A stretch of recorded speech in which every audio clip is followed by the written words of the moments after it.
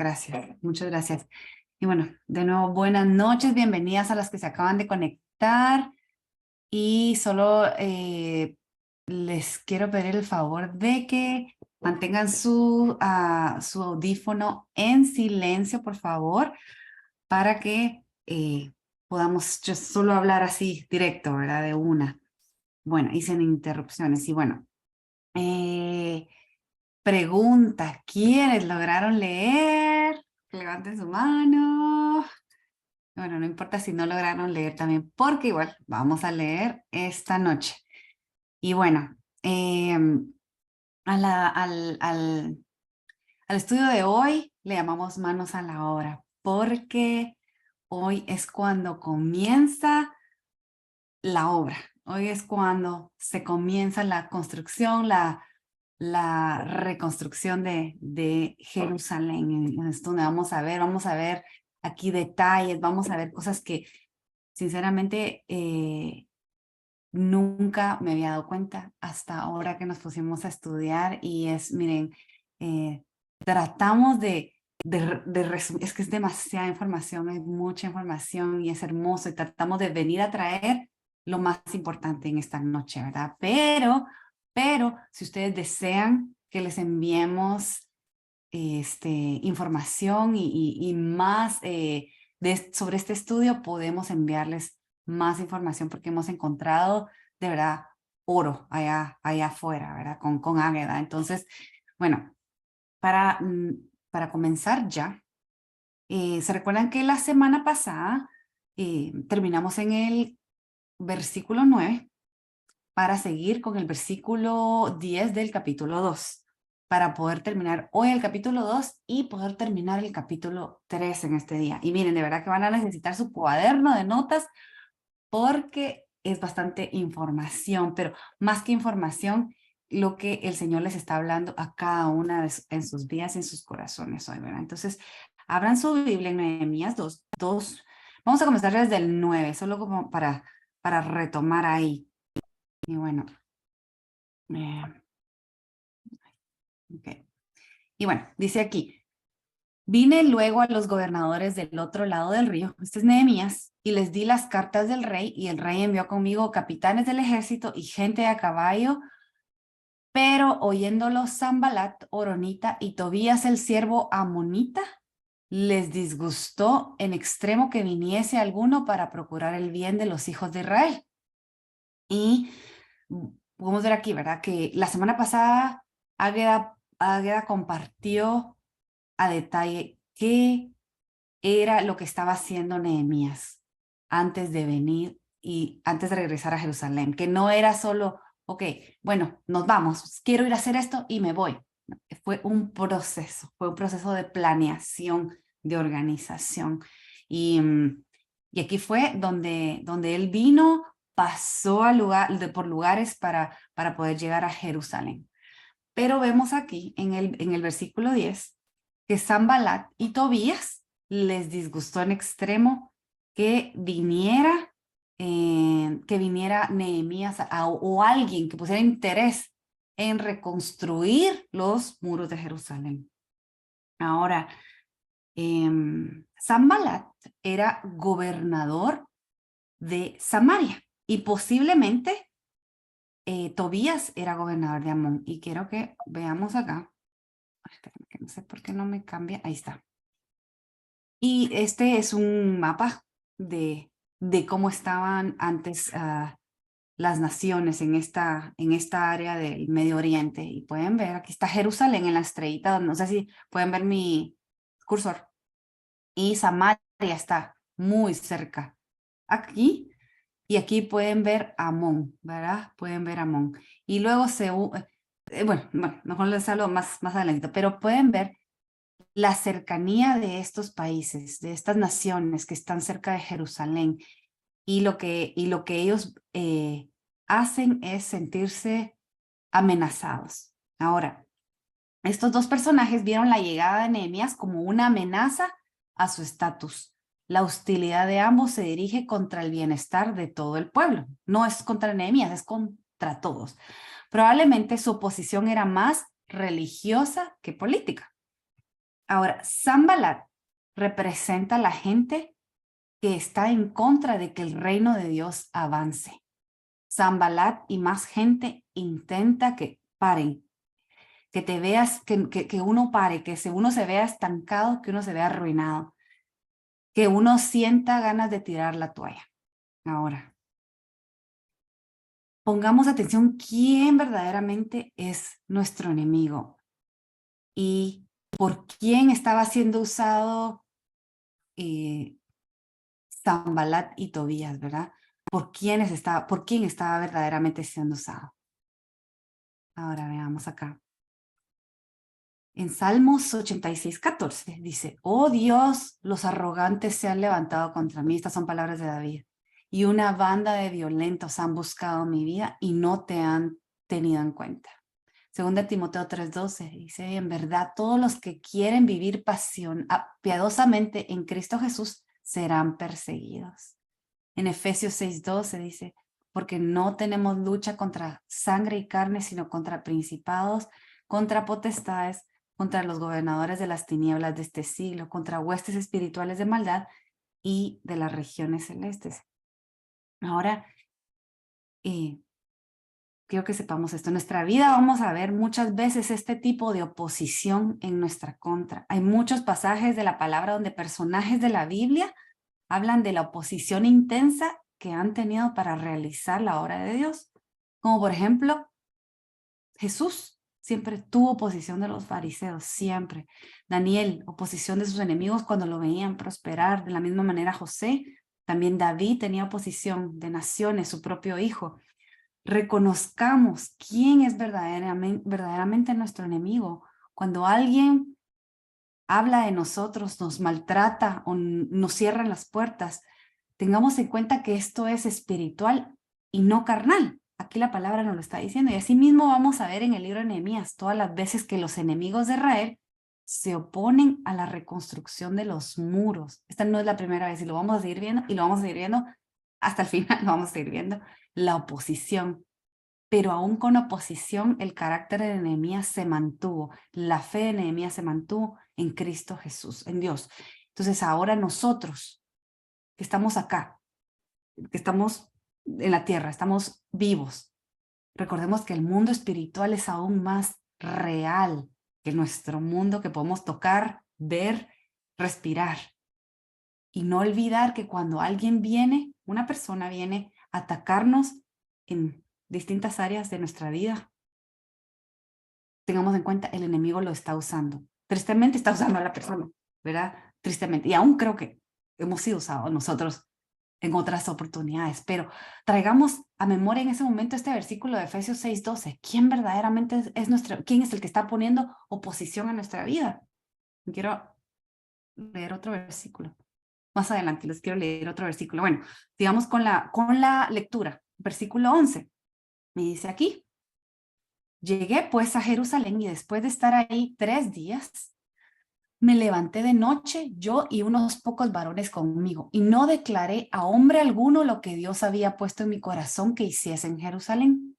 Ni había cabalgadura conmigo, excepto la única en que yo cabalgaba, y salí de noche por la puerta del valle hacia la fuente del dragón y a la puerta del muladar, y observé los muros de Jerusalén que estaban derribados y sus puertas que estaban consumidas.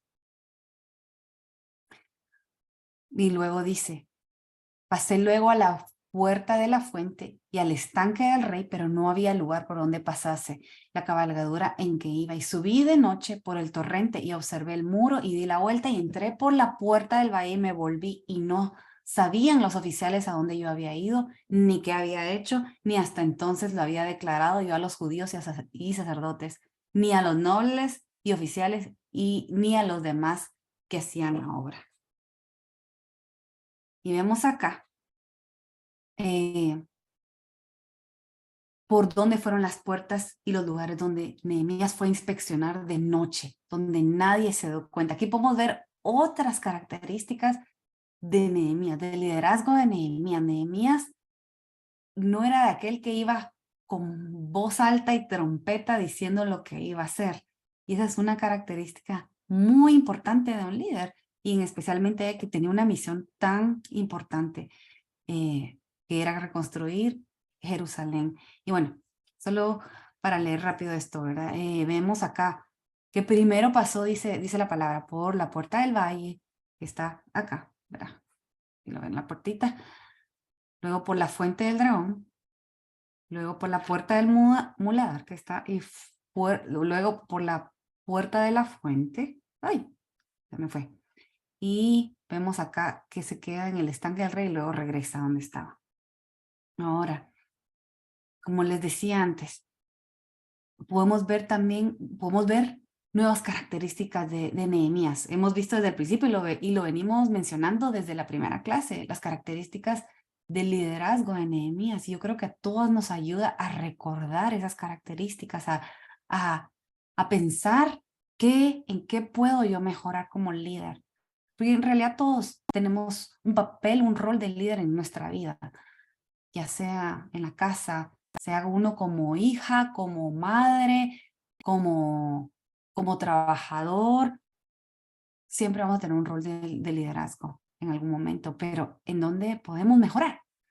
Y bueno, no quisiera mencionar estas características del liderazgo de Nehemías, que tenía un corazón de servicio, asume responsabilidades, tenía habilidad para seleccionar a su equipo, tenía discernimiento, sabiduría y conocimiento, fe, era un comunicador eficaz, tenía habilidad para resolver problemas y delegaba el trabajo. Y otras que a mí me llama la atención, de verdad, como les decía hace un momento, que era cauteloso, precavido, prudente, vigilante y discreto. Yo sinceramente aprendo mucho de Nehemías, porque hay cosas que digo, yo no tengo esto, yo necesito esto.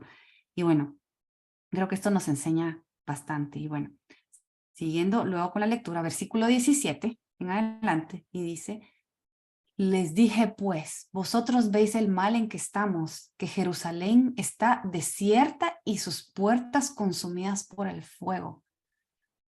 Esto fue lo que él fue a observar en la noche, que fue sigilosamente, sin que nadie se diera cuenta, a ver cómo estaba la ciudad.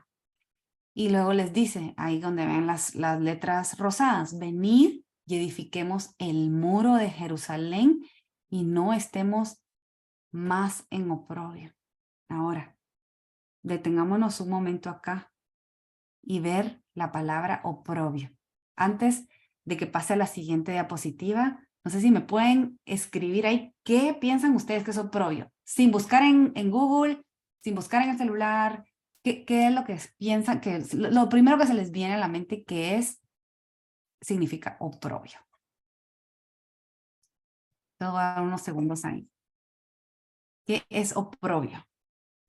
Ahora, si no saben, está bien, porque para eso estamos aquí, para aprender esa palabra. Y me detuve, porque en realidad sí sabía qué significaba, pero no lo sabía bien, sinceramente. Vergüenza, dice Emilia. Muy bien, muy bien. Y bueno, alguien más dice ahí. Dice desprecio, hablar cosas que no son ciertas de alguien, y todas están acertadas. Gracias, Marilena, y gracias, Lucky. Deshonra, dice Wendy, sí. Y bueno, pasando a la siguiente, es lo que les quiero enseñar. Y pues yo me detuve aquí y dije, ¿qué es esto? Quiero saber qué es lo que está queriendo decir. Bueno, Nehemías, y dice acá, oprobio, que proviene del hebreo herpa, que significa ofensa, desgracia, las partes íntimas, deshonra, vergüenza, esterilidad. Y ahora en el diccionario dice que es deshonra, vergüenza, descrédito público. El término oprobio es de origen latín, que significa en contra o enfrentamiento de un obstáculo. Por lo tanto, oprobio es cualquier cosa vergonzante que se te opone enfrente. El término oprobio también puede ser rechazo público a una agresión. Ahora,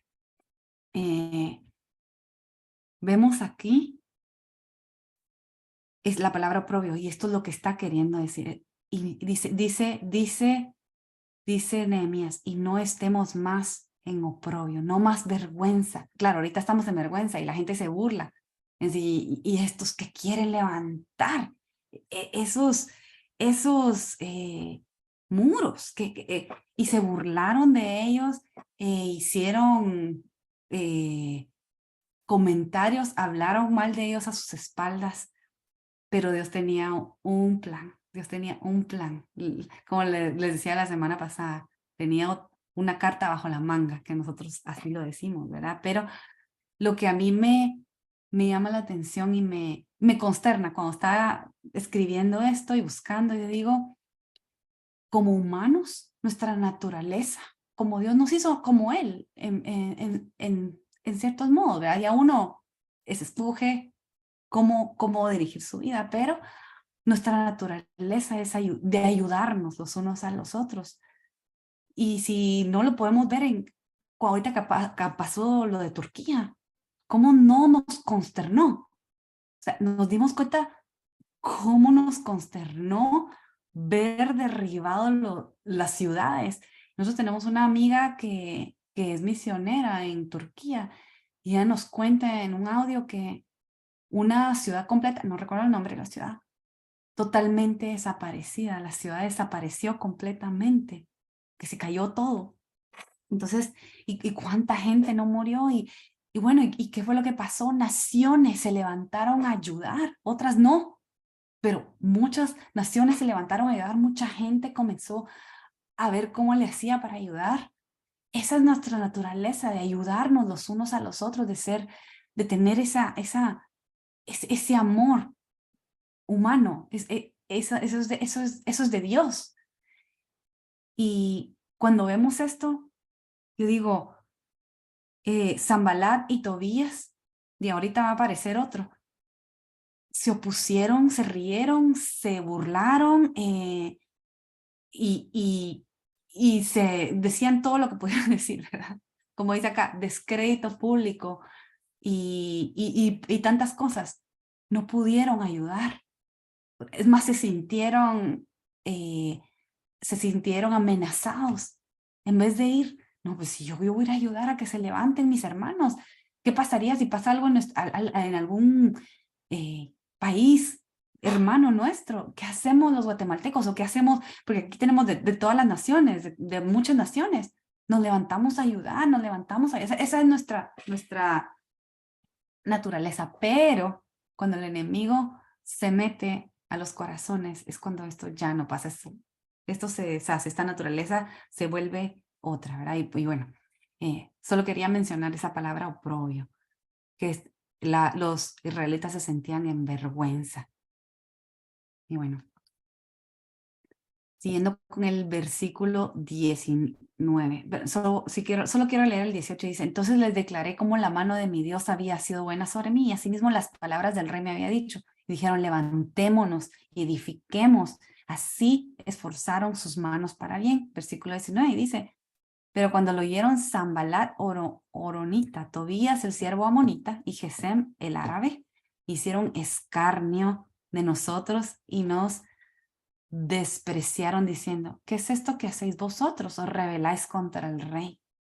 Y bueno, la palabra escarnio, aquí abajito la puse, según el diccionario Oxford, dice que es una burla cruel cuya finalidad es humillar o despreciar a alguien. Y bueno, eso es lo que estaban haciendo sus agresores, ¿verdad? Estos o que se estaban oponiendo a la reconstrucción de Jerusalén. Y como les decía anteriormente, ¿quién es nuestro verdadero enemigo? No es carne ni sangre, pero decía ahí, huestes espirituales, bueno, el enemigo, ¿verdad? Y todo lo que sea espiritual que no venga del Señor. Y quiero leer Juan 8:44, donde dice, pues ustedes son hijos de su padre, el diablo les encanta hacer las cosas malvadas que él hace. Y él ha sido asesino desde el principio y siempre ha odiado la verdad, porque en él no hay verdad. Cuando miente, actúa de acuerdo con su naturaleza, porque es mentiroso y el padre de la mentira. Y vemos acá la mentira, otra vez de Sanbalat, Tobías y Gesem, diciendo, rebelarse en contra del rey. O no sabían que Nehemías venía con todo el refuerzo y el apoyo del rey, o solo querían levantar falsos. Y eso es lo que hace el enemigo. Viene y quiere distorsionar la verdad Y solo quiero detenerme un momento acá, y es cuando venimos y nosotros, tal vez, sí estamos bien con el Señor, pero el enemigo nos quiere hacer sentir que no estamos bien con el Señor, que seguimos siendo sucios, y nos trae nuestro pasado a recordar. Mientras que y nosotros ya pedimos perdón, se lo dejamos en la cruz al Señor y tenemos una nueva vida. Pero el diablo es sucio, es mentiroso y quiere que recordemos el pasado para no avanzar en Cristo Jesús. Pero eso les digo, miremos quién es nuestro verdadero enemigo, ¿verdad? Y aquí vamos a ver unas palabras que con autoridad Nehemías les habló a estas tres personas, ¿verdad? Y quiero que vayamos al siguiente, perdón. Bueno, el 2:20 dice, Nehemías responde a sus enemigos. El Dios de los cielos, Él nos prosperará y nosotros, sus siervos, nos levantaremos y edificaremos porque vosotros no tenéis parte ni derecho ni memoria en Jerusalén. Con autoridad les habla y sí, es un desastre Jerusalén en este momento, pero el Señor nos va a prosperar. Sí, tuve un pasado y donde hice cosas que no debía haber hecho, dije cosas, hice de todo, pero el Señor nos prosperará porque esa es su promesa, que Él ha hecho algo nuevo en nosotros, que lo pasado está en el pasado, lo viejo está ahí atrás. Entonces, seamos rápidas para agarrar la mentira del enemigo y no nos quedemos en la mentira, no nos quedemos en el columpio de la mentira. Sí, no, sí, ¿para qué me voy a acercar al Señor?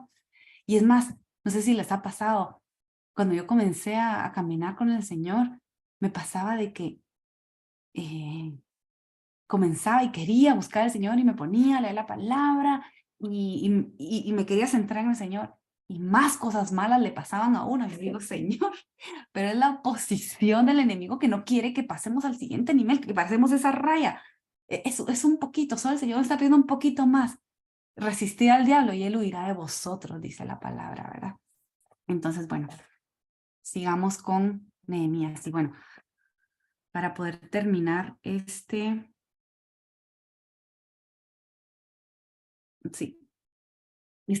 capítulo 2, quiero que veamos Efesios 4, que dice aquí, ¿verdad? Donde dice, ahora bien, Cristo dio los siguientes dones a la iglesia, los apóstoles, los profetas, los evangelistas y los pastores y maestros. Ellos tienen la responsabilidad de preparar al pueblo de Dios para que lleve a cabo la obra de Dios y edifique la iglesia, es decir, el cuerpo de Cristo. Ese proceso continuará hasta que todos alcancemos tal unidad en nuestra fe y conocimiento del Hijo de Dios que seamos maduros en el Señor, es decir, hasta que lleguemos a la plena, completa medida de Cristo. Y este capítulo completo habla de la unidad en el cuerpo de Cristo, pero también habla de prepararnos como iglesia, de prepararnos y que también pues nuestros líderes tienen esa responsabilidad de prepararnos, pero nosotros también de pasar lo que aprendemos, de ser ejemplo para los todavía bebés cristianos. Y bueno, ¿y por qué menciono esta palabra? Porque el libro de Nehemías habla de reforzar, de restaurar. Y esto es lo que nosotros estamos haciendo en este momento, como en el principio lo hablamos, que el Señor está despertando a su iglesia, pero también está preparando a su iglesia para su segunda venida. Y eso es lo que estamos haciendo acá. No es que no tenemos nada que hacer las noches, no, pero es que nos estamos preparando, tenemos esa convicción que Cristo viene y más cerca está. Nadie sabe el día ni la hora, pero ¿por qué esperar? Si hoy mismo podemos ponernos en preparación con el Señor, ¿verdad? Entonces,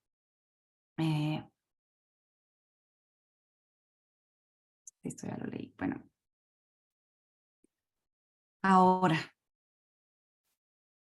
vamos a dar por comenzar, ¿verdad? El capítulo 3. Y bueno, aquí, como acabamos de hablar de restaurar y reedificar, y esto es lo que pasa aquí en el capítulo 3. donde ya, como les dije, ya esto es manos a la obra, y así fue, y aquí vamos a ver cómo se repartieron el trabajo de reedificación. Aquí vamos a ver cómo se comienza a reedificar, a poner, a construir las puertas de la ciudad. Para Nehemías esto es importante. Él viene de un lugar donde todo está en orden, un reino donde todo está en orden, donde si tienen las puertas abiertas, el enemigo entra y acaba con todo, mientras que si hay puertas en un lugar, nada puede entrar. Todo está fortificado, todo está cerrado, todo está rodeado. Entonces, eso es lo que vamos a ver el día de hoy. Y bueno, voy a pasar. No sé si pueden ver. Bueno, sí. Y quiero que leamos el versículo 1, donde dice, versículo 1 del capítulo 3. Entonces se levantó el sumo sacerdote Eliasib con sus hermanos los sacerdotes y edificaron la puerta de las ovejas. Ellos arreglaron y levantaron sus puertas hasta la torre de Amea y edificaron hasta la torre de Ananeel. Vemos acá que Eliasib, lo vamos a ver también, es otro personaje que vamos a ver continuamente durante todo el libro de Nehemías hasta el final. Y bueno, pero Eliasib en este momento es alguien muy importante. Él viene y construye con los demás sacerdotes. Él es el sumo sacerdote en este momento de Jerusalén. Y él se levanta a restaurar la primera puerta. Y se llama la puerta de las ovejas, como lo vemos acá. Y tiene un significado, cada puerta tiene un significado.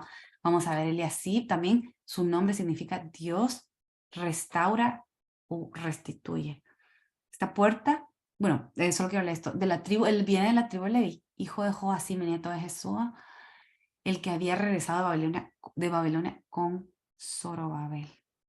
Y bueno, también quiero decir acá algo más. Esta puerta servía para que entrasen por ella las ovejas o becerros que serían usados en el sacrificio del templo en Jerusalén. En la escritura se menciona esta puerta en el pasaje del paralítico de Betesda, porque estaba cerca del estanque donde iban los enfermos y esperaban el movimiento de las aguas. Entonces, ¿se recuerdan ese pasaje que está en Juan 5? Pero en el versículo 2 de esta cita, Juan 5:2, dice, y hay en Jerusalén cerca de la puerta de las ovejas un estanque llamado en hebreo Betesda, la cual tiene 5 pórticos. Y bueno, si ustedes quieren leer toda la historia, está ahí en Juan 5. Pero aquí se menciona la puerta de las ovejas. Luego, más adelante, la palabra dice que Jesús literalmente se llama a sí mismo que Él es la puerta de las ovejas. Y dice en Juan 17, volvió pues Jesús a decirles, de cierto os digo, yo soy la puerta de las ovejas. Y bueno, aquí habla este pasaje de que Él es el buen pastor. Dice el versículo 12, de quien no son propias las ovejas va a venir el lobo y deja a las ovejas y huye y el lobo las arrebata y las ovejas las dispersa. Así que el asalariado huye porque está asalariado y no le importan las ovejas. Pero yo soy el buen pastor, dice el versículo 14, y conozco mis ovejas y las mías me conocen. Y vemos acá, Jesús es nuestro buen pastor.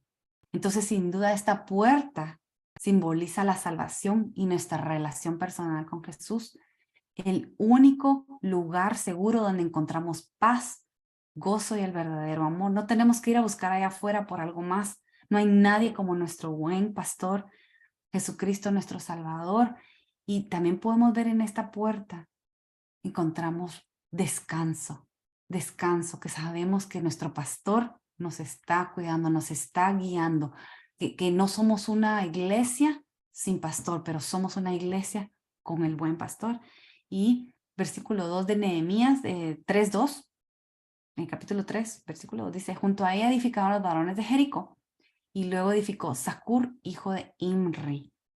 Y solo quiero mencionar que los hombres de Jericó, dicen Nehemías y en Esdras, mencionan los dos libros, los hombres de Jericó, que eran 345. Estamos viendo que una puerta no la construían un par de hombres. Una puerta la construían decenas de hombres. Entonces, y bueno, y podemos ver también acá, ¿verdad? Que construyeron unos muros también. Entonces, bueno, era un trabajo no de dos personas, de varias personas que Nehemías había delegado sabiamente. Y bueno, podemos ver y dejar el mensaje de que Jesús es nuestro buen pastor. Volvió pues Jesús a decirles, de cierto os digo, yo soy la puerta de las ovejas. La única puerta donde podemos entrar para tener vida eterna es Jesucristo. Él lo dijo y está escrito. La palabra es viva y eficaz y sabemos que solo por medio de Jesucristo podemos tener vida eterna y salvación. Y perdón de pecados, ¿verdad? Ahora les pido que vayamos al versículo 3 de Nehemías, sería capítulo 3, versículo 3. Y esta sería la puerta del pescado. Y dice, los hijos de Senaa edificaron la puerta del pescado. Ellos la enmaderaron y levantaron sus puertas con sus cerraduras y sus cerrojos. Junto a ellos restauró Meremot, hijo de Urías, hijo de Cos, y al lado de ellos restauró Mesulam, hijo de Berequías, hijo de Mesabeel. Junto a ellos restauró Sadoc, hijo de Baana. E inmediato a ellos restauraron los tecoitas. Pero sus grandes no se prestaron para ayudar a la obra del Señor. Y vemos acá en la puerta del pescado, que está a la par de la puerta de las ovejas, recibió su nombre porque era el umbral por donde los pescadores de Galilea entraban a la ciudad con el fruto de la pesca, de su pesca. Podría haberse restado importancia a esta puerta, pero era necesaria porque a través de ella llegaba el alimento para el pueblo. Esta puerta espiritualmente simboliza dar nuestro testimonio, hablar de nuestra fe. Como habla aquí el Mateo 4:19, les dijo, venid en pos de mí y os haré pescadores de hombres. Esa es la palabra que el Señor nos da. Y en Efesios 6:5 dice, y calzados vuestros pies con el apresto del evangelio de la paz. Y esto es parte de la armadura que el Señor nos dejó, ¿verdad? Vemos también en Isaías 52:7, qué hermosos son sobre los montes los pies del que trae buenas nuevas, del que anuncia la paz, del que trae las buenas nuevas de gozo, del que anuncia la salvación y dice a Sión, tu Dios reina. Ahora pensemos lo contrario, aquellos que solo vienen a anunciarnos malas noticias, solo vienen a darnos habladurías, que solo vienen a decirnos mentiras, o aquellos que solo vienen a sacar todo eso que tienen por dentro y nosotros los tenemos que escuchar cómo son sus pies, porque aquí habla de los pies, ¿verdad? Qué hermosos son los pies de aquellos que traen buenas nuevas. Entonces, pensemos en nosotras, cómo son nuestros pies, son hermosos o no lo son. Son aquellos que traen buenas nuevas o no traen buenas nuevas, ¿verdad? Y no sé, ese versículo no lo puse, pero se los leí, el calzado y calzados vuestros pies con el apresto del evangelio de la paz. Y bueno, vamos por esta siguiente puerta. Ya les voy a dejar a Águeda para que ella continúe, pero esta es una más. Y en el versículo 6, y dice, la puerta vieja fue restaurada por Joiada y Mesulam. Y bueno, aquí voy a leer algunos que no les voy a leer todos los versículos, pero otros que también reconstruyeron, dice acá, es Melatías, Jadón, Uziel, Ananías, Refaías, Jedaías, Atus, Malquías, Azub, Salum y sus hijas. Y podemos ver aquí que ellos también reconstruyeron restauraron la torre de los hornos. Algunos creen que la puerta vieja era la entrada de la primera ciudad que se construyó ahí, la cual llevaba el nombre de Salem. Estamos hablando en tiempos de Abraham, o sea, hace mucho, mucho tiempo, ¿verdad? Salem, ¿verdad? Y ahora se llama Jerusalén, pero ahora, en ese tiempo es Salem. No se sabe nada más de esta ciudad, no hay información, solo que su rey se llamaba Melquisedec. Ese rey también era sacerdote del Dios Altísimo y a quien Abraham le dio su diezmo. Esta historia la pueden encontrar en Génesis 14.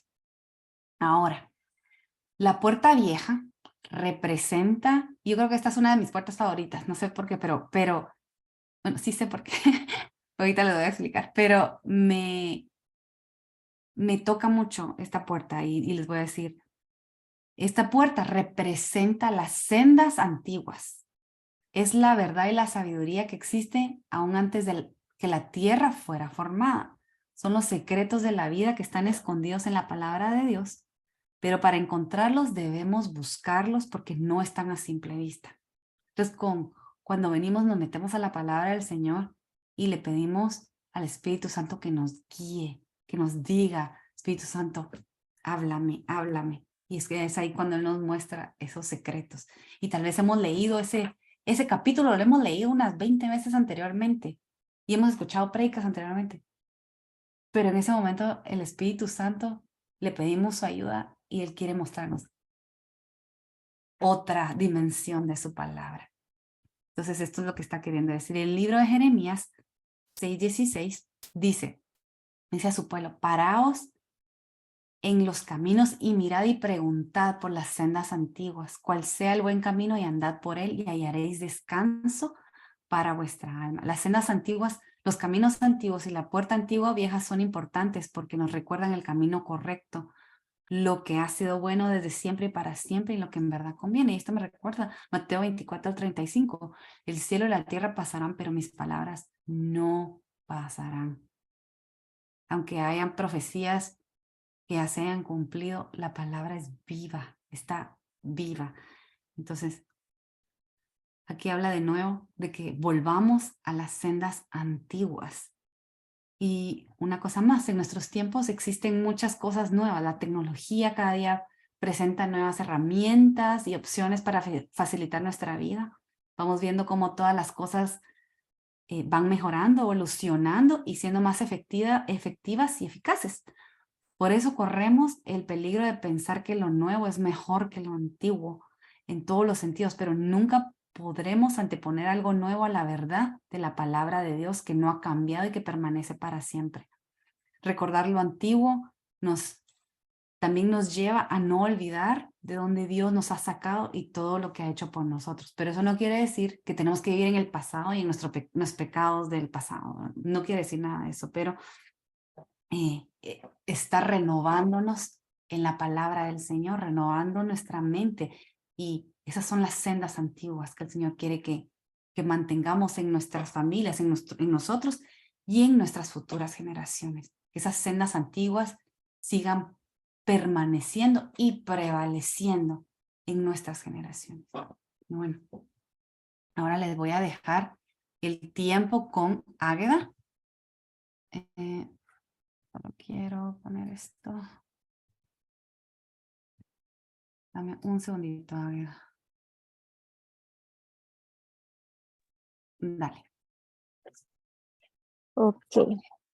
Gracias, Marina, por tu valiosa estudio que nos diste, por esa valiosa información que nos diste. ¿Verdad? Realmente la palabra del Señor es tan hermosa, tan completa y tan perfecta, ¿verdad? Que si nos metemos a escudriñarla, nunca vamos a terminar de entenderla porque una cosa nos lleva a la otra, otro libro nos lleva a la otra, nos hace regresar, nos hace ir adelante, ¿verdad? Y toda la palabra está una sola, ¿verdad? Nada está fuera de las manos del Señor. Así que te agradecemos, Marín. Y pues no sé cómo vamos hasta ahora, qué tal está el estudio. Todas emocionadas, ¿verdad? Entonces vamos a seguir con nuestra siguiente puerta, que es sobre la puerta del valle. Ahí estamos. Bueno, dice, ¿verdad? La puerta del valle la restauró Anún con los moradores de Zanoa. Ellos la edificaron y la levantaron con sus cerraduras y sus cerrojos y 1000 codos de muro hasta la puerta de Muladar. Voy a hacer una pausa ahí solo para tener una idea, ¿verdad? 1000 codos de muro en nuestra actualidad son aproximadamente unos 500 metros de largo, ¿verdad? Entonces no era una parte pequeña, sino era una parte larga. No restauraron el muro completo porque cuando hicieron los ataques fueron bombardeados, entonces partes de los muros fueron que se destrozaron por completo, ¿verdad? Entonces usaron el mismo material que se había destruido del muro, ¿verdad? Lo volvieron a poner en su lugar con nuevos aditivos, ¿verdad? Que sería lo que es la mezcla del lodo y la paja que tenían en ese momento, ¿verdad? Pero vamos a entrar después en eso. Solo para hacer un corto mensaje, que eran 500 metros lo que restauraron. Anún quiere decir favorecido o lleno de gracia. Esta puerta, digamos que no era la principal, pero era una de las principales, ¿verdad? Era la entrada y la salida de Jerusalén. Daba al valle de Cedrón. No sé si ustedes pueden ver ¿pueden ver mi cursor? No, o solo tú, Marín. ¿Sí pueden ver mi cursor moviéndose? No. Bueno, ustedes miran ahí la puerta del valle, ¿verdad? Que dice Valley Gate del lado izquierdo del monitor. Entonces dice que daba la puerta al valle de Cedrón. Cedrón significa muy oscuro y valle es sinónimo de adversidad y pruebas difíciles. También se ejemplifica en momentos de aflicción y desesperanza. Se cree que en dicha puerta también estaba dirigida al cementerio judío más antiguo de la historia. La salida daba a la parte baja de Jerusalén, pues los habitantes tenían que descender en esa parte de ahí donde ustedes miran la puerta para poder subir al valle, ¿verdad? De Cedrón. Entonces era parte de las ocho puertas que rodeaban Jerusalén. Entonces, si se dan cuenta, la siguiente diapositiva, por favor. Si se dan cuenta, estamos hablando de oscuridad y estamos hablando de adversidades, ¿verdad? Entonces, el significado de esta puerta nos lleva a las pruebas, ¿verdad? Las pruebas y los desiertos que tenemos que pasar en algún momento de nuestra vida. Y las pruebas son las que nos hacen más fuertes, los que nos hacen que crezcamos, los que nos hacen que nos acerquemos a Dios, ¿verdad? Lamentablemente como seres humanos a veces cuando estamos bien tendemos a olvidarnos del Señor, ¿verdad?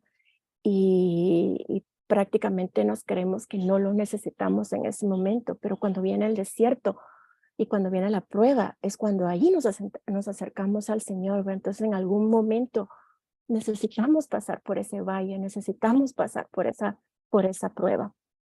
Y las pruebas no son tampoco para que nos quedemos ahí, ¿verdad? Es un trato para nosotros, es un trato para nuestra alma, para nuestro corazón, para que reconozcamos al Señor y para que crezcamos durante la prueba, no para que nos quedemos estancados en la prueba, ¿verdad? El tiempo de la prueba, parte del tiempo de la prueba va a depender de nosotros, de nuestra humildad y nuestra humillación hasta el Señor y reconocerlo a Él, que Él tiene todo bajo control, que no hay nada fuera de su alcance, no hay nada fuera de sus manos, ¿verdad? Y aunque en el momento no podamos entender esa prueba que estamos pasando, algún día lo podamos entender o algún día no, ¿verdad? Como les dije a la anterior clase, hay cosas que no son reveladas, como dice la palabra, y hay cosas que no nos van a ser reveladas, que solo le pertenecen a Él. Ya, ¿verdad? Como les dije, ayuda a nuestra relación con el Señor, a que crezcamos nuestra relación con Él, a que vengamos humillados ante Él y reconozcamos que lo necesitamos en todo momento, ¿verdad? No solo durante la prueba, sino también cuando estamos bien y ser agradecidos, ¿verdad? ¿Cuáles son esas pruebas, verdad? Todos tenemos diferentes pruebas en nuestras vidas, ¿verdad? Como las frustraciones, como están leyendo ahí, las depresiones, dolores, oscuridad, sombra, escasez espiritual, pérdida de un familiar, pérdida de alguien que amamos, tantas cosas, ¿verdad? Que realmente nos pueden afectar en nuestras vidas. Pero como ustedes saben también, ¿verdad? El Señor nos dio en Salmo 23:4, dice, aunque ande en valle de sombra y de muerte, no temeré mal alguno, porque tú estarás conmigo. Yo creo que esa debería ser nuestra oración siempre, cuando pasamos por ese valle, ¿verdad? De oscuridad. Decir, Señor, tú estás conmigo en este momento. Tal vez mis ojos no te pueden ver, ¿verdad? Pero sé que estás conmigo. Tu palabra dice que tú siempre vas a estar conmigo, que nunca me vas a dejar. Y yo lo creo, ¿verdad? Y recordarnos a nosotros mismos la palabra del Señor y declararla con nuestra boca, ¿verdad? No es que se la estemos recordando al Señor porque Él no se olvida su palabra, ¿verdad? Pero el declararlo con nuestra boca tiene poder, y al declararlo con nuestra boca, estamos también haciendo que el enemigo escuche que nosotros, a pesar de la prueba que estamos pasando, estamos firmes en el Señor, estamos firmes en su palabra, ¿verdad? La siguiente diapositiva, por favor. Luego entraríamos con lo que es la puerta muladar. Esta puerta fue bien interesante para mí porque para empezar no sabía qué significaba muladar, ¿verdad? Entonces empezamos a investigar y primero les vamos a leer el versículo. Dice, reedificó la puerta de Muladar Malquías, hijo de Recab, gobernador de la provincia de Bet Hakerem. No sé si lo estoy diciendo bien. Él la reedificó y levantó sus puertas, sus cerraduras y sus cerrojos. Cerrojos, sí. Bueno, esta puerta se encontraba fuera de la ciudad, daba al valle de Ginón. No sé si ustedes pueden ver ahí en la esquina, en la parte de abajo. Era el lugar de desechos de la ciudad, era la puerta de la basura, era donde sacaban todo lo que era el estiércol de los animales, el estiércol de los humanos. Obviamente ellos no contaban con tuberías como nosotros tenemos ahora, gracias a Dios, ¿verdad? Ahí ellos sacaban todos los desechos posibles, ¿verdad? Toda la basura de las casas, todo lo llevaban a ese lugar y lo quemaban. También era conocido como un lugar pervertido o sucio o tenebroso, era un lugar que nadie quiere estar.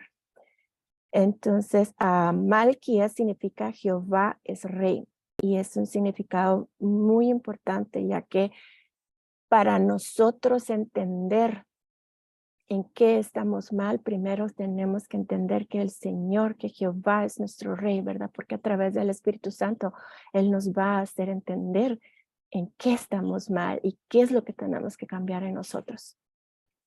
La siguiente diapositiva, por favor. Esta puerta, como vimos, ¿verdad? Todo lo impuro, todo lo sucio, todo el estiércol, todo salía por esta puerta. Esta puerta, su significado es sobre la impureza. Debemos mantener nuestra alma y nuestro corazón limpios, ¿verdad? Y pensar en qué estamos invirtiendo nuestro tiempo, de qué nos estamos llenando todos los días, ¿verdad? Creo que les puse unas fotografías aquí, redes sociales, vicios, chisme, habladurías, ¿verdad? Todo eso. El pecado oculto produce enfermedades del alma y a veces enfermedades físicas también. No sé si ustedes se recuerdan del capítulo 7 de Josué, donde, donde Acán escondió en su tienda parte de los tesoros babilónicos cuando vivían en el desierto, ¿verdad? En la época de Josué, escogió parte del manto babilónico y oro y se lo quedó por codicia, pensando de que cuando entrara a la tierra prometida, él iba a ser millonario y ese dinero le iba a servir, esas cosas le iban a servir para prosperar, ¿verdad? Entonces no siguió la ley del Señor, la orden del Señor, es decir, no toquen nada y no tomen nada para no contaminarse, ¿verdad? Él lo hizo y él lo escondió. ¿Y qué pasó? ¿Verdad? La consecuencia fue que todo el pueblo sufrió a causa del pecado de él y su familia, ¿verdad? Perdieron la siguiente batalla contra el siguiente pueblo, murieron muchísimas personas. Josué no entendía qué estaba pasando. Josué oró al Señor y el Señor le mostró que Acán había ocultado esas cosas en su tienda, ¿verdad? ¿Cuál fue el resultado? El Señor mandó a matarlo, a que se murió, ¿cómo es? Asesinarlos a él y a toda su familia. Entonces, a eso nos lleva el pecado y las impurezas en nosotros, ¿verdad? A la muerte espiritual y, ¿por qué no, verdad? La muerte física, cualquier cosa puede pasar en esos lugares donde no tenemos que estar, ¿verdad?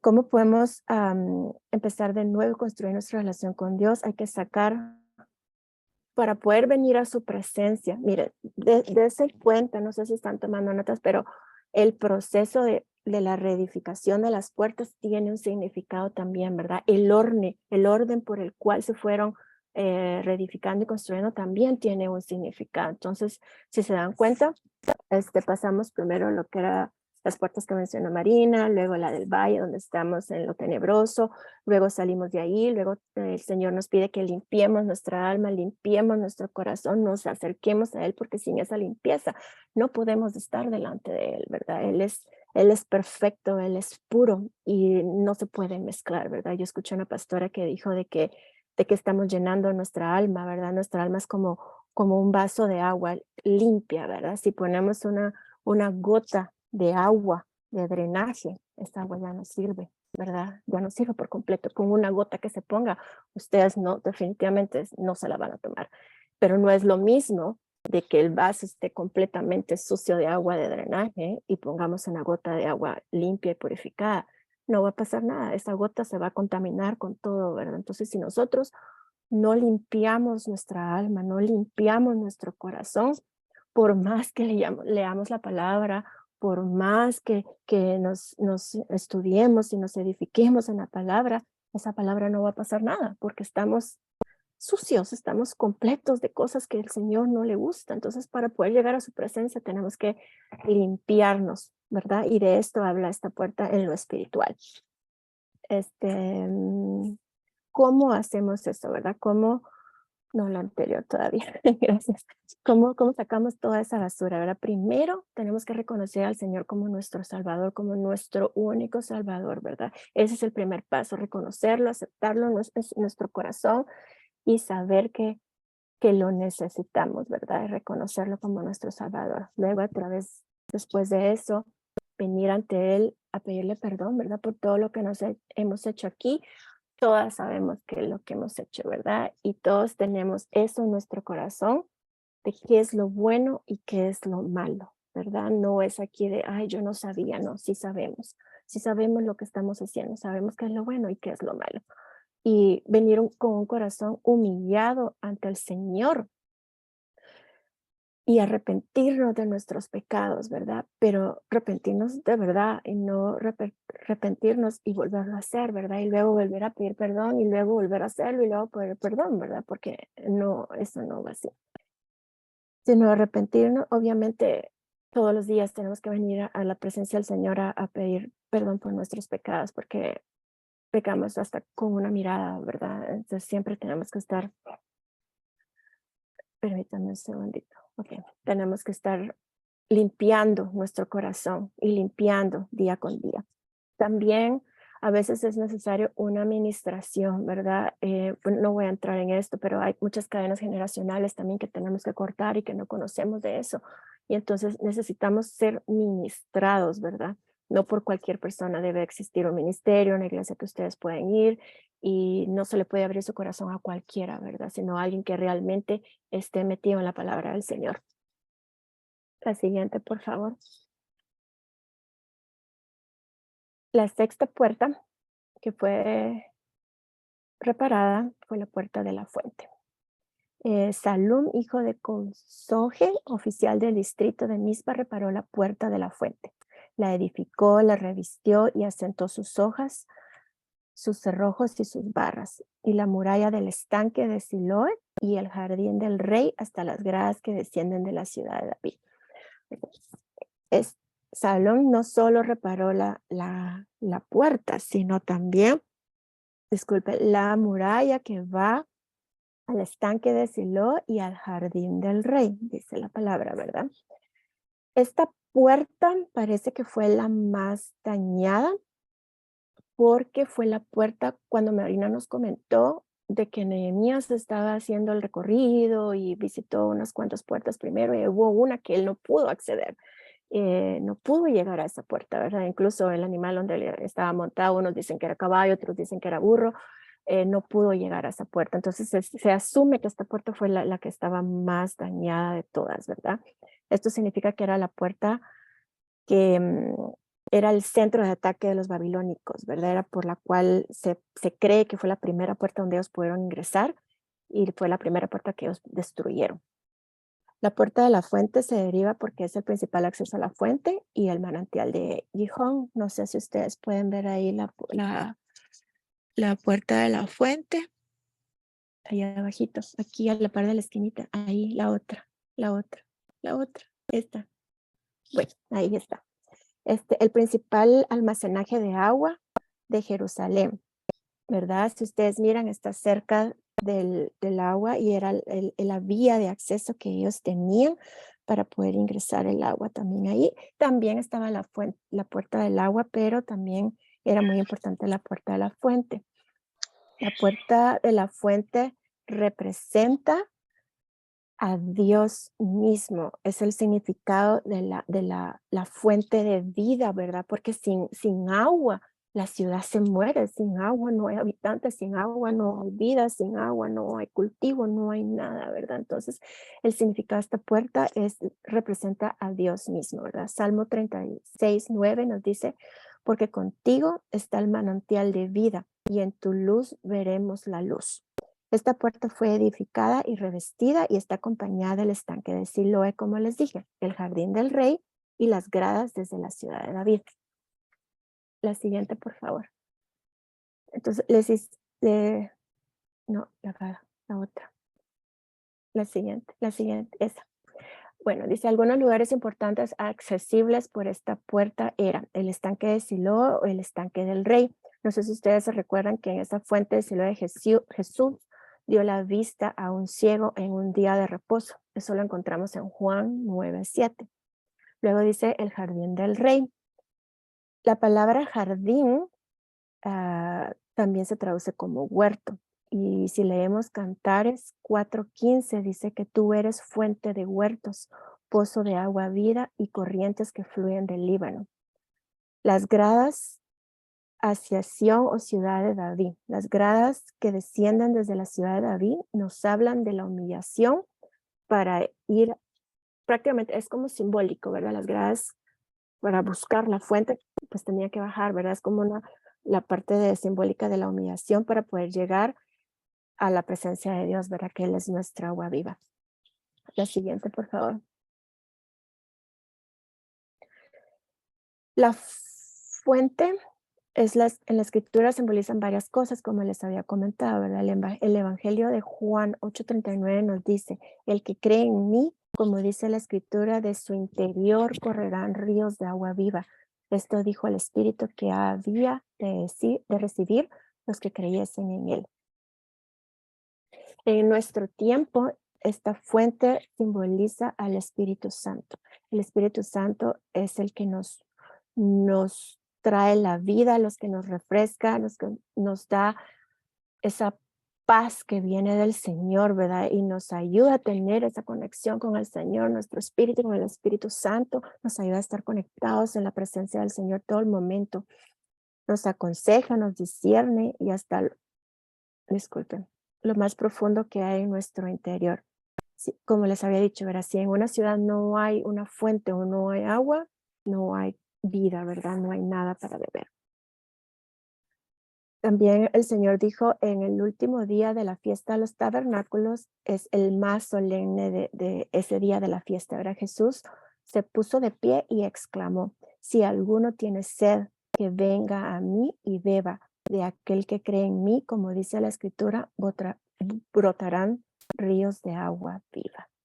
Si se dan cuenta, Él es nuestra agua viva, Él es nuestra vida, ¿verdad? Por Él estamos aquí, por Él vivimos, por Él estamos todos los días aquí, ¿verdad? Y buscando su presencia nos vamos a llenar más de esa agua viva. No sé si miran esas cataratas, ¿verdad? Que esa agua está viva, está moviéndose, nunca para y está circulando y está circulando y está circulando y va a administrar agua a todos los riachuelos, a todos los ríos, a donde tenga que llegar, ¿verdad? Y así es la palabra del Señor.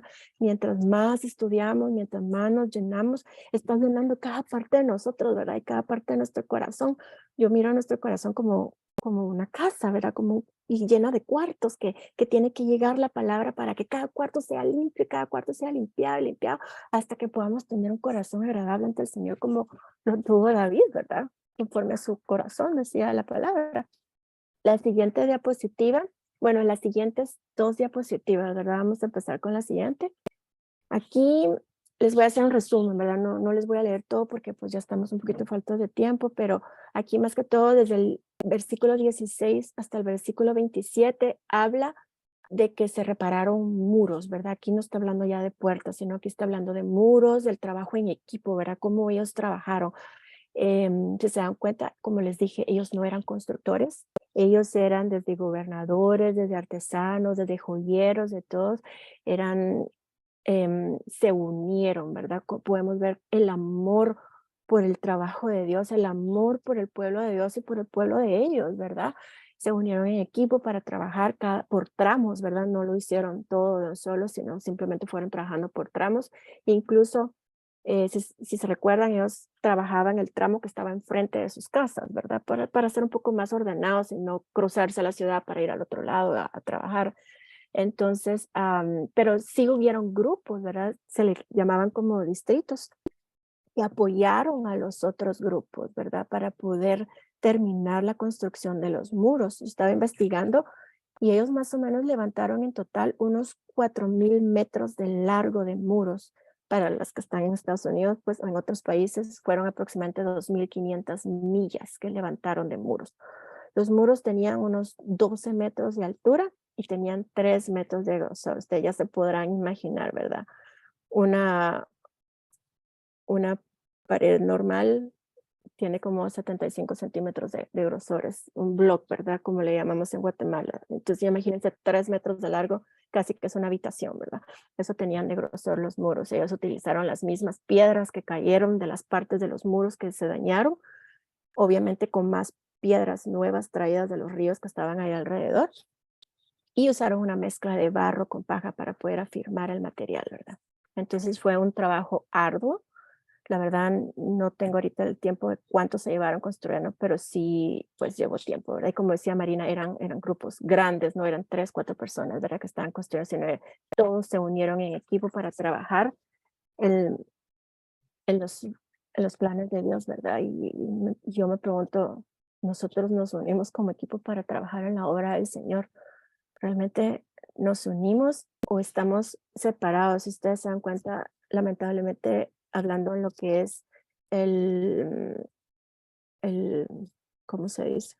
Los cristianos, ¿verdad? Estamos tan separados unos del otro, hay tanta envidia, unos criticando, iglesias criticando a otras iglesias, en vez de unirnos como pueblo, como un solo cuerpo que somos y trabajar juntos, ¿verdad? En esa reparación de los muros, juntos en la obra del Señor, ¿verdad? Que es para lo que estamos aquí nosotros, para trabajar juntos en la obra y no cada quien viendo por separado, ¿verdad? Lo que hacen o no sé.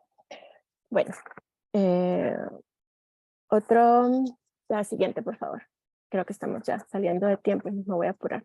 La puerta de las aguas se cree que no sufrió daño porque en la Biblia no lo menciona, ¿verdad? Simplemente menciona que reconstruyeron los muros alrededor. La puerta de las aguas significa la palabra de Dios. En Mateo 24:35 dice, el cielo y la tierra pasarán, pero mi palabra no pasará. Y yo creo que por eso la puerta no fue dañada, ¿verdad? Porque quedó intacta por completo y así como la palabra de Dios es intacta, ¿verdad? Entonces, también tiene mucho significado porque en esta puerta, ya lo vamos a ver más adelante en el estudio, fue donde Esdras instaló el púlpito para poder darle la palabra nuevamente a Jerusalén y a recordarle todas las leyes de Moisés, ¿verdad? Entonces es la palabra viva del Señor. La siguiente, por favor.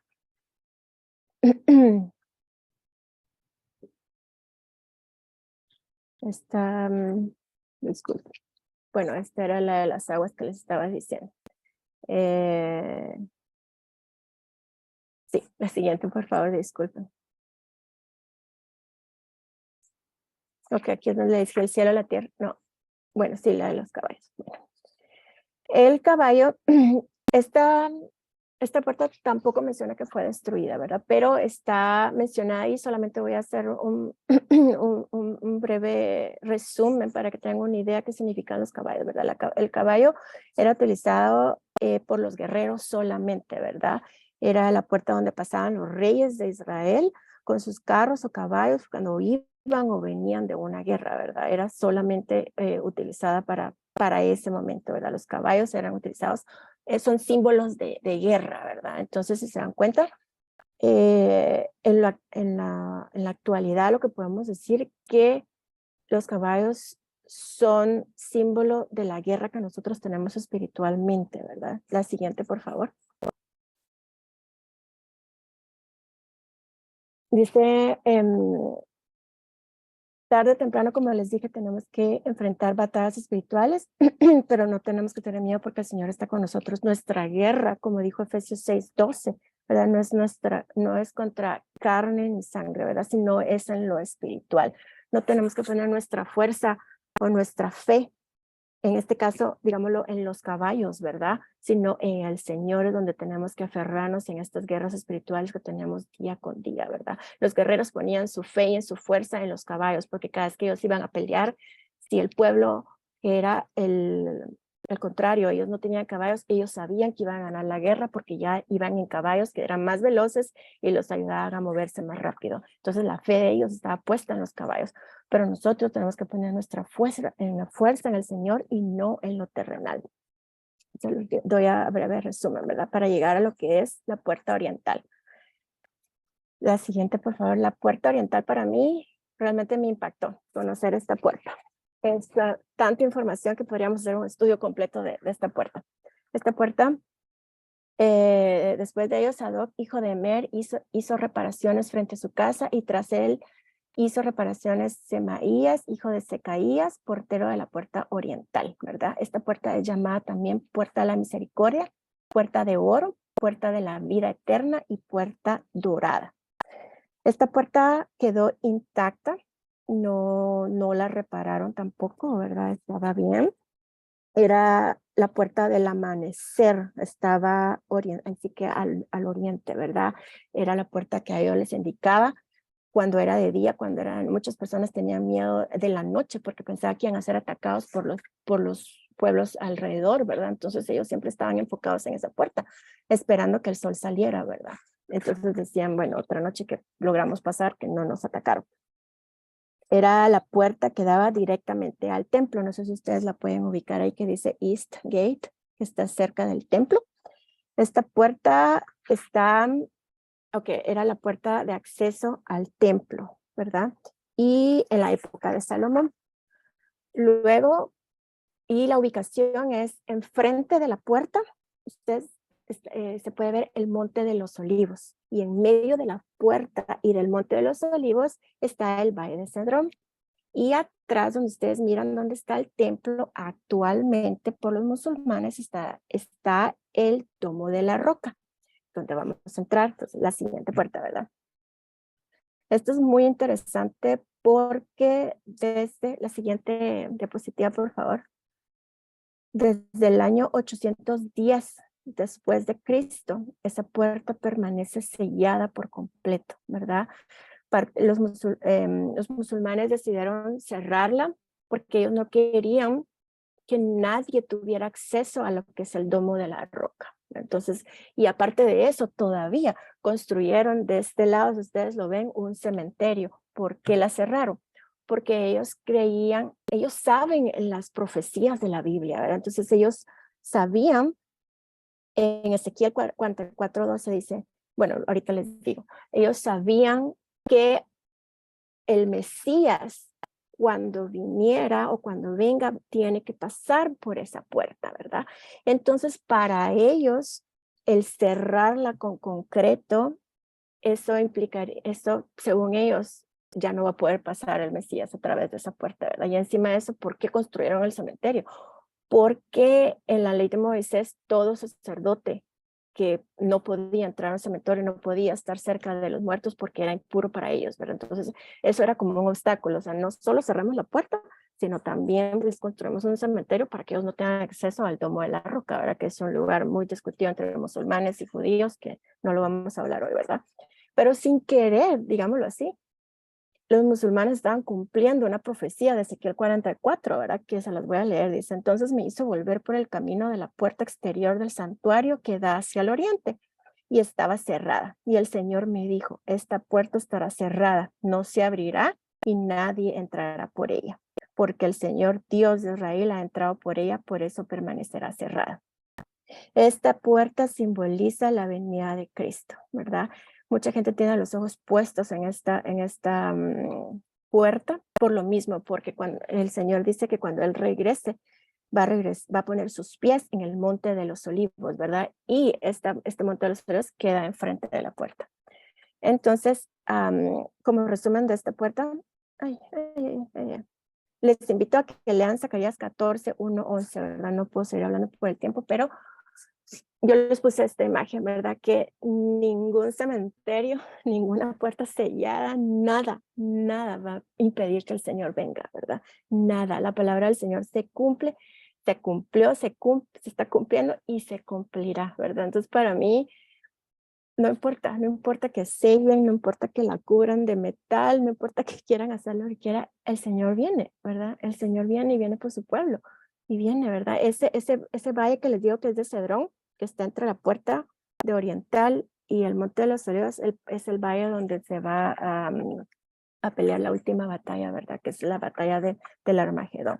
Entonces esa puerta es bien interesante todo lo que está sucediendo en lo espiritual y en lo simbólico, ¿verdad?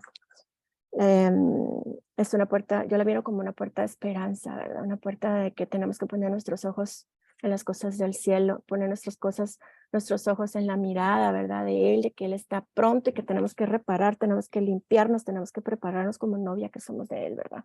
Porque Él ya viene, Él ya está, así que a la puerta, ¿verdad? Para venir por su iglesia y venir por todos nosotros. Y la última puerta, no sé si ya me las cansé un poquito, ¿verdad? Lo traté de resumir lo más que se pueda, ¿verdad? Esta también es otra puerta que no fue destruida, es la puerta de la inspección. Dice, después de él, Malquías, yo creo, este es otro Malquías, uno de los orfebres, hizo reparaciones hasta la casa de los sirvientes del templo y de los mercaderes, frente a la puerta de la inspección y hasta el aposento alto de la esquina. Otros nombres que recibe esta puerta es la puerta de la revista, la puerta del juicio, la puerta de los alistamientos. Y para hacerlo breve, yo lo veo como dos formas, como la puerta del juicio final de Dios para las naciones. Si ustedes quieran, lo pueden buscar en Apocalipsis 20:12, ¿verdad? Y la otra forma que lo miro es para nosotros, ¿verdad? ¿Cómo lo podemos usar? Es que primero nos inspeccionemos a nosotros mismos, ¿verdad? Primero revisemos cómo nosotros estamos antes de juzgar a alguien más, ¿verdad? Porque así como juzgamos, así seremos juzgados. Entonces, para seguir con nuestro crecimiento espiritual y con nuestra limpieza espiritual delante del Señor, es bueno que siempre hagamos una inspección de cómo estamos, ¿verdad? No porque ya oré hace una semana, no porque ya pedí perdón hace como 3, 4 días, yo estoy bien, ¿verdad? No, cada día tenemos que inspeccionarnos al final del día, qué hice y qué no hice, porque pecamos en cosas que hacemos, pero también en cosas que el Señor nos demanda que hagamos y no las hacemos, ¿verdad? También en eso. Entonces, inspeccionarnos día a día, ¿verdad? De cómo está nuestra relación con el Señor y en qué hemos fallado para que vengamos a seguir llenando nuestro vaso de su palabra y de agua limpia y dejando a un lado todas las cosas del mundo, todas las distracciones, todo lo que nos quita su atención, porque el enemigo usa cualquier medio para desviarnos de su atención, ¿verdad? Entonces, recordemos que el Señor está pronto por venir, no sabemos cuándo, no hay fechas, no podemos poner fechas, ¿verdad? Muchas personas caen en el error de poner fechas o hacer números, pero la palabra dice, nadie lo sabe, ¿verdad? Solo estar listos, prestos y dispuestos para cuando el Señor venga y ¡pum! Se vaya y nos vayamos todos en ese arrebatamiento y con su iglesia, ¿verdad? Pero para eso tenemos que pasar un proceso de reparación de todas nuestras puertas, reparación de nuestros muros para que nuestra ciudad, digámoslo así, quede intacta y quede bien ante sus ojos. La siguiente, por favor. Y ya con esto terminamos, ya no les sigo hablando. Bueno, ya hablé de eso. La siguiente. Esto. Y la última pregunta que les dejo es, con, con esta fotografía, traten de imaginarse que ustedes son parte de una de las cabecitas de todas esas personas que están ahí. Estamos ante el Rey de Reyes y Señor de Señores, ante el Dios, ante nuestro Padre, ante el Dios de ayer, de hoy, de siempre, con todos sus ángeles, con todos sus querubines. Y les pregunto, ¿estamos realmente preparados para este momento o no estamos preparados? Entonces, se los dejo ahí de tarea. Cada quien se conoce, cada quien revise lo que tiene que cambiar, lo que tiene que reparar, lo que tiene que reconstruir ante la presencia de Dios para que podamos ser esa iglesia y esa novia blanca y pura que el Señor quiere, ¿verdad? Muchas gracias por su tiempo y le dejo el tiempo a Marina o a Joana, no sé quién ser. Gracias por su atención y por lo largo del estudio. Teníamos que comprimir toda esta información y fue bien difícil hacerlo porque